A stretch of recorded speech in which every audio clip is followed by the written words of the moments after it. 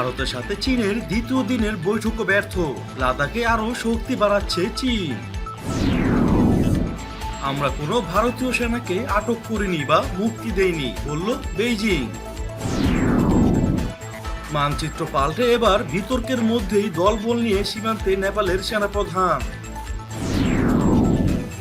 লাদাখের আকাশে উঠছে ভারতীয় যুদ্ধ বিমান, অ্যাটাক হেলিকপ্টার। কুর্দিদের বিরুদ্ধে যৌথ অভিযান চালাবে তুরস্ক, ইরান। চীনের সঙ্গে সম্পর্ক ছিন্ন করতে আবারও হুমকি দিলেন ট্রাম্প। কিম জং উনের বোন ইও এখন উত্তর কোরিয়ার ব্যাপক ক্ষমতাধর। লিবিয়া ইস্যুতে একসঙ্গে কাজ করবে তুরস্ক, যুক্তরাষ্ট্র। লাদাখের ঘটনায় ভারতের প্রতি যুক্তরাষ্ট্রের সমবেদনা।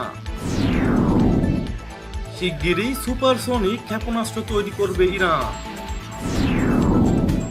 চীনের সঙ্গে উত্তেজনার মধ্যেই আরও ৩৩টি অত্যাধুনিক যুদ্ধবিমান কিনছে ভারত। ইরান বিরোধী প্রস্তাব পাশ করল আইএএ, চীন রাশিয়ার তিরস্কার। সর্বদলীয় বৈঠকে সোনিয়ার কূপের মুখে মোদি। ফিলিস্তিন কর্তৃপক্ষকে যে বার্তা পাঠালেন জর্দানের বাদশাহ। আমেরিকার বিরুদ্ধে মামলা করবে ভেনেজুয়েলা। এবং সবশেষে থাকছে, যুক্তরাষ্ট্রকে ছাড়াই ইরানের সঙ্গে চুক্তি করবে ইউরোপ। বিরোধপূর্ণ লাদাখের গালওয়ান উপত্যকায় সংঘর্ষের পর ভারত ও চীনের মধ্যকার উত্তেজনা কিছুটা কমলেও সমস্যা সমাধানের কোনো লক্ষণই দেখা যাচ্ছে না। গত বুধবারের পর বৃহস্পতিবারেরও ভারত চীন মেজর জেনারেল পর্যায়ের বৈঠকও নিষ্ফল হয়েছে। প্রায় ৬ ঘন্টা বৈঠক করেন দুই দেশের সেনা কর্মকর্তারা, কিন্তু তাতেও মিলছে না সমাধান।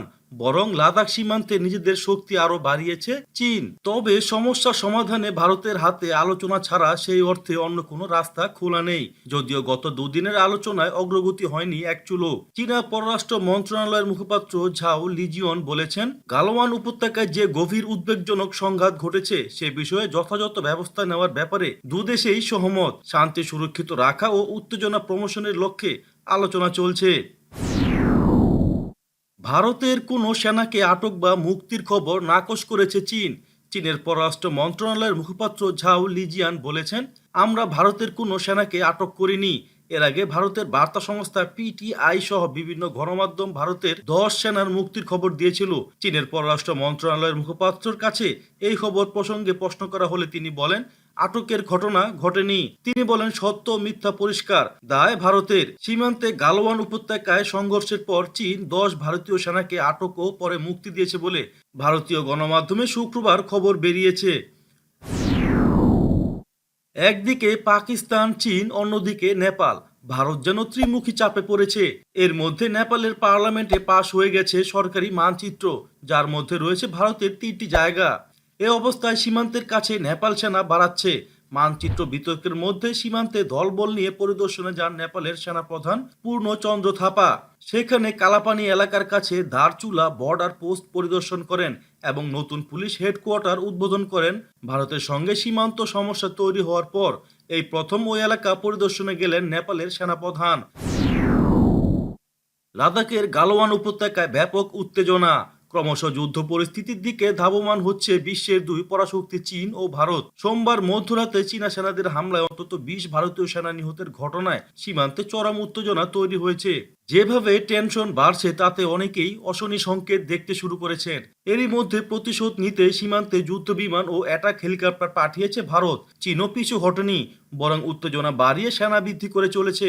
জানা যাচ্ছে, লাইন অফ অ্যাকচুয়াল কন্ট্রোলের ওপারে ক্রমশ সেনা বাড়িয়ে যাচ্ছে পিপলস আর্মি। শুধু তাই নয়, স্যাটেলাইট ছবিতে দেখা গেছে গালওয়ানে নদীর পানি প্রবাহ আটকে দেওয়ার চেষ্টা করা হচ্ছে, আর তা করতে চীনা বাহিনী বোলডোজার এনেছে। এই পরিস্থিতিতে পাল্টা রণকৌশল ভারতের। লাদাখে পাঠানো হয়েছে যুদ্ধবিমান অ্যাপাচি অ্যাটাক হেলিকপ্টার। সংবাদ সংস্থা এনএনআই প্রকাশিত ছবিতে দেখা গেছে, লাদাখের আকাশে একের পর এক উড়ছে ভারতীয় যুদ্ধবিমান অ্যাটাক হেলিকপ্টার। ইরান ও ইরাকের বিভিন্ন স্থানে ছড়িয়ে থাকা কুর্দিদের বিরুদ্ধে যৌথভাবে হামলা চালাতে সম্মত হয়েছে তুরস্ক ও ইরান। দুই রাষ্ট্রই একে অপরকে এ বিষয়ে সহযোগিতা করার সিদ্ধান্ত নিয়েছে, এমনটি দাবি করেছেন ডক্টর সার্বিস্ট নেবি নামে একজন রাজনৈতিক বিশেষজ্ঞ। তিনি বলেন, সম্প্রতি ইরাকের কুর্দিস্তান অঞ্চলে তুর্কি হামলা এরই বার্তাই বহন করে যে ইরান তুরস্ক এখন একসঙ্গে কুর্দিদের বিরুদ্ধে লড়াই করবে। এই পরিকল্পনায় ইরাকের সাবেক প্রধানমন্ত্রী হায়দার আল আবাদিও যুক্ত আছেন।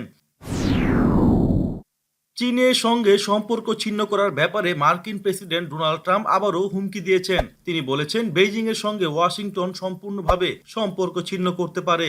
গত বৃহস্পতিবার ডোনাল্ড ট্রাম্প টুইটারে দেওয়া পোস্টে এই হুমকি দেন। তিনি বলেছেন, চীনের সঙ্গে সম্পর্ক ছিন্ন করার বিষয়টি আমাদের সামনে খোলা।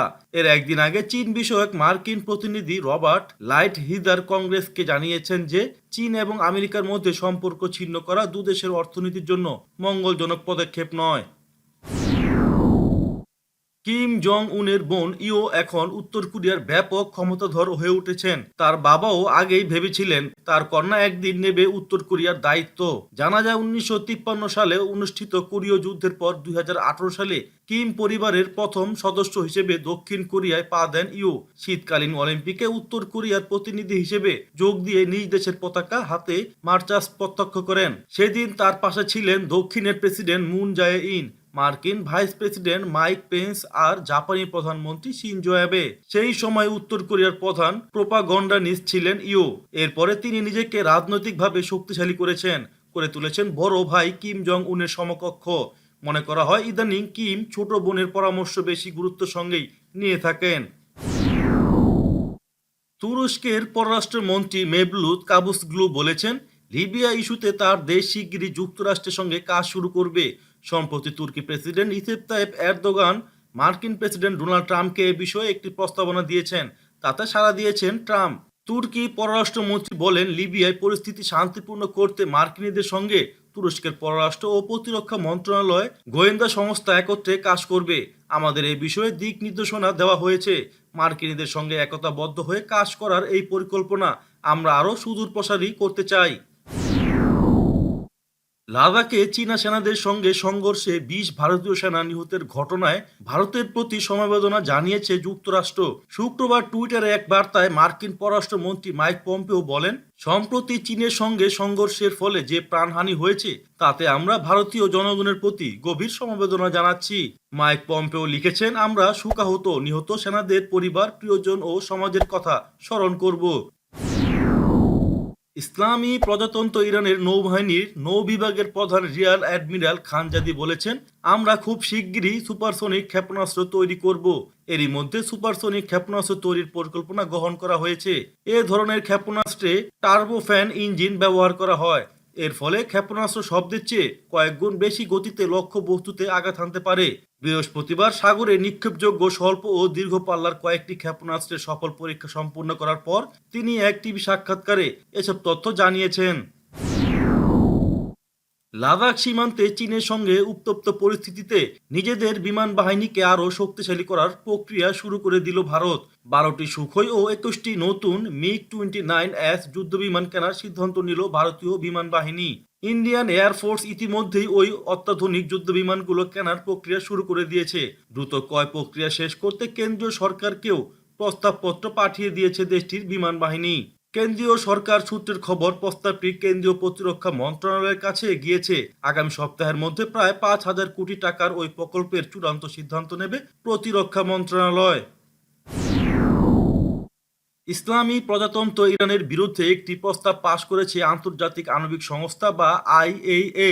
এ ঘটনার তীব্র সমালোচনা করে চীন ও রাশিয়া বলেছে, আন্তর্জাতিক সংস্থাটি মূলত আমেরিকার কাছে নথি স্বীকার করে ইরান বিরোধী প্রস্তাব পাশ করেছে। 2012 সালের পর এই প্রথম IAEA এর বোর্ড অব গভর্নর্স ইরানের বিরুদ্ধে এ ধরনের প্রস্তাব পাশ করল। ইউরোপের 3 দেশ ব্রিটেন, ফ্রান্স এবং জার্মানি এই প্রস্তাবের খসড়া তৈরি করেছিল। ইরানের বিরুদ্ধে যখন অস্ত্র নিষেধাজ্ঞার মেয়াদ শেষ হওয়ার পথে এবং আমেরিকা তার মেয়াদ বাড়ানোর চেষ্টা করছে, তখন ফ্রান্স, ব্রিটেন এবং জার্মানির পক্ষ থেকেই ইরানের বিরুদ্ধে এমন প্রস্তাব তোলা হয়েছে। লাদাখের গালওয়ান উপত্যকায় চীনের সঙ্গে সীমান্ত সংঘর্ষে 20 ভারতীয় জওয়ান নিহত হওয়ার ঘটনার পরিপ্রেক্ষিতে সর্বদলীয় বৈঠক করেছেন মোদি। তবে সেই বৈঠকে বিজেপি সরকারকে কাঠগড়ায় দাঁড় করিয়েছেন কংগ্রেস সভাপতি সোনিয়া গান্ধী। দেশটির প্রতিরক্ষা মন্ত্রী অমিত শাহর আমন্ত্রণে আয়োজিত শুক্রবার সর্বদলীয় ওই ভার্চুয়াল বৈঠকে মোদির উদ্দেশ্যে সোনিয়া গান্ধী সরাসরি প্রশ্ন ছিল, কবে থেকে চীনা সেনা ভারতীয় ভূখণ্ডে ঢুকতে শুরু করে? আগ্রাসনের কথা কবে জানতে পারে সরকার? সরকার কি ভারতীয় সীমান্তের উপগ্রহ চিত্র আগে পায়নি? এলএসিতে চীনা সেনার সন্দেহজনক গতিবিধি নিয়ে কি কোনো গোয়েন্দা রিপোর্ট ছিল না? সরকারকে কি আগাম সতর্ক করা হয়নি? লাদাখে চীনের আগ্রাসনের পরিপ্রেক্ষিতে প্রধানমন্ত্রী মোদীর নেতৃত্বে শুরু হওয়া ওই সর্বদলীয় বৈঠকে দেশটির কংগ্রেস সভাপতি সোনিয়া এসব কথা বলেন। জর্ডানের পররাষ্ট্রমন্ত্রী আয়মান সাফাদি বলেছেন, পশ্চিম তীরে ইসরায়েলের বসতি স্থাপন বাড়ানোর পরিকল্পনা ফিলিস্তিনিদের সঙ্গে শান্তি প্রতিষ্ঠার অংশ হিসেবে প্রতীক্ষিত দ্বি-রাষ্ট্রনীতির প্রক্রিয়াকে ধ্বংস করেছে। ইসরায়েলের ভূমি দখলের এই পরিকল্পনা এই অঞ্চলের মানুষের অশান্তির মূল কারণ হবে। বৃহস্পতিবার ফিলিস্তিন অধ্যুষিত এলাকায় সফরকালে কথা বলেন আয়মান সাফাদি। ভেনেজুয়েলার সরকার অঙ্গীকার ব্যক্ত করে বলেছে যে কারাকাসের উপর অবৈধ নিষেধাজ্ঞা আরোপ করার জন্য আমেরিকার বিরুদ্ধে আন্তর্জাতিক অপরাধ আদালত বা আইসিসিতে মামলা করা হবে। গত বৃহস্পতিবার ওয়াশিংটন মেক্সিকোর কয়েকটি কোম্পানির বিরুদ্ধে নিষেধাজ্ঞা আরোপ করে। আমেরিকা দাবি করেছে এসব কোম্পানি মার্কিন নিষেধাজ্ঞা এড়িয়ে ভেনেজুয়েলার সঙ্গে লেনদেন করার চেষ্টা করছিল। ভেনেজুয়েলার পররাষ্ট্রমন্ত্রী জর্জ আরিয়াজা বলেছেন, ভেনেজুয়েলার বিরুদ্ধে দিন দিন আমেরিকা নিষেধাজ্ঞার বৃত্ত বাড়াচ্ছে। ওয়াশিংটন মনে করে আমরা তেল রপ্তানি করতে পারবো না এবং ভেনেজুয়েলা জনগণ খাদ্যপণ্য, ওষুধ এবং পেট্রোল ছাড়া চলবে। ব্রিটেন, ফ্রান্স ও জার্মানি শুক্রবার ইরানের পরমাণু চুক্তি বিষয়ক পরিকল্পনা নিতে যাচ্ছে। 2015 সালে সেই চুক্তি নবায়ন করতে ইরানকে আমন্ত্রণ জানিয়েছে ফ্রান্সের পররাষ্ট্র মন্ত্রণালয়। এ পরিকল্পনায় যুক্তরাষ্ট্র থাকছে না। পরমাণু কর্মসূচি কমিয়ে আনার জন্য এবং আরোপিত নিষেধাজ্ঞা প্রত্যাহারের জন্য যুক্তরাষ্ট্র, ব্রিটেন, ফ্রান্স ও জার্মানির সঙ্গে একটি চুক্তি করেছিল ইরান। যদিও 2018 সালে যুক্তরাষ্ট্র ইরানের উপর বিভিন্ন অভিযোগ এনে এই চুক্তি থেকে বের হয়ে যায় এবং দেশটির উপর আরও বেশি নিষেধাজ্ঞা আরোপ করে। জাতিসংঘ থেকেও ইরানের উপর অস্ত্রের উপর নিষেধাজ্ঞা দেওয়া হয়। সেই নিষেধাজ্ঞা বছরের অক্টোবরে শেষ হবে। চুক্তি নবায়নে ইউরোপের দেশগুলো প্রচেষ্টা করে গেলেও নানা শর্ত দিচ্ছে ইরান। অন্যদিকে যুক্তরাষ্ট্র নিজের অবস্থানে অনড়।